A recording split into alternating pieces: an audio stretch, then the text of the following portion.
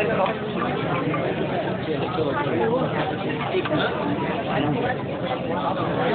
बड़े धूमधाम के साथ यहाँ मनाया, क्या कुछ कहेंगे?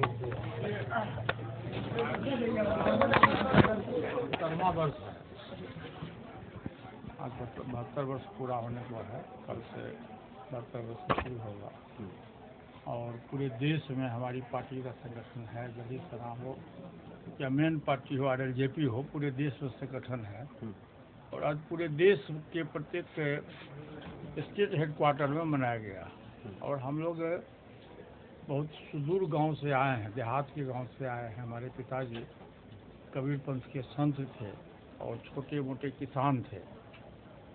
पिताजी का ही देन है कि हम 3 भाई थे और तीनों भाई मेंबर ऑफ पार्लियामेंट थे।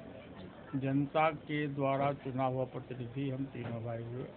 और हमसे सबसे बड़े भाई रामविलास पासवान जी थे। आपने देखा होगा कि Guinness book of the world में 2 बार उनका नाम आया, दर्ज हुआ। और तीनों भाई मेंबर ऑफ पार्लियामेंट हुए। 3 भाई से 2 भाई हम लोग भारत सरकार के कैबिनेट मिनिस्टर हुए। तो ये जो भी देन है ये हमारे पिताजी और माताजी का देन है। वो कभी थे और स्कूली शिक्षा के अलावा परिवार में जो शिक्षा दी जाती है वो दिए उन्होंने। और जिसका ये फल, अच्छा फल हुआ कि हम लोग आज तक सच्चाई के रास्ते पर चले। गरीब हो, शोषित हो, दलित हो, पीड़ित हो, पिछड़ा हो, अकलियत हो, ऊंची जाति के जो गरीब लोग हैं, गरीबों के प्रति हमारी सहानुभूति रही। और दलित सेना का जो गठन 1983 में पासवान जी ने किया था, जब दलित पर अत्याचार शुरू हुआ तो उन्होंने दलित सेना का गठन किया। और पूरे देश में जहाँ कहीं भी दलित सेना पर अत्याचार होता था वो पार्लियामेंट के अंदर में, पार्लियामेंट के बाहर भी, संसद के अंदर, संसद के बाहर भी अपनी आवाज़ उठाते थे। और अंतिम समय में जाते जाते उन्होंने मुझको राष्ट्रीय अध्यक्ष का पद, दलित सेना का राष्ट्रीय अध्यक्ष का पद दिया। और मैं भी पासवान जी के सपनों को साकार करने के लिए मैं भी पूरे देश में घूम के जहाँ कहीं भी आज के तारीख में भी दलित पर अत्याचार होता है मैं जाता हूँ, उनकी सुधि लेता हूँ, उनके सुख में दुख में मैं साथ रहता हूँ।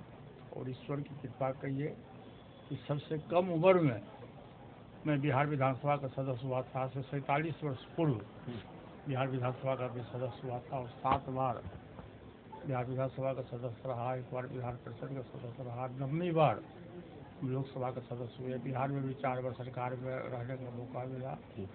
और लास्ट में दिल्ली में भी कैबिनेट मिनिस्ट्री में रहने का मौका मिला। तो ये हम लोगों का सोच है। और आज तक पूरी ईमानदारी से, पूरी निष्ठा से पार्टी की सेवा और देश की सेवा हमने किया।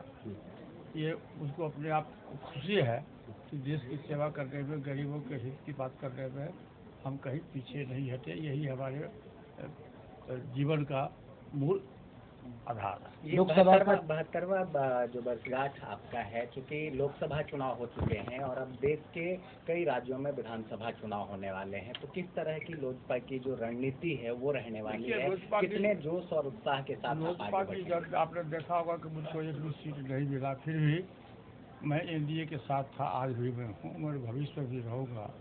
और अभी जो 4 स्टेट का चुनाव होने जा रहा है, हरियाणा है, तो महाराष्ट्र है, झारखंड है, जम्मू कश्मीर है, इन 4 स्टेट में हमारा जो संगठन है, हमारी पार्टी का संगठन पूरे स्टेट में सब जगह है। हमारी जो पार्टी का संगठन है और हमारे खास करके दलित सेना के जो लोग हैं, NDA गठबंधन के जो भी उम्मीदवार जहाँ भी होगा, पूरी ईमानदारी और निष्ठा से हम उस उम्मीदवार को जिताने में हमारी पार्टी सहयोग करेगी। क्या पार्टी अपने बलबूते पे भी चुनाव लड़ेगी? वो तो सदन की बात है, जब सीट मिलेगा तब लड़ेगा।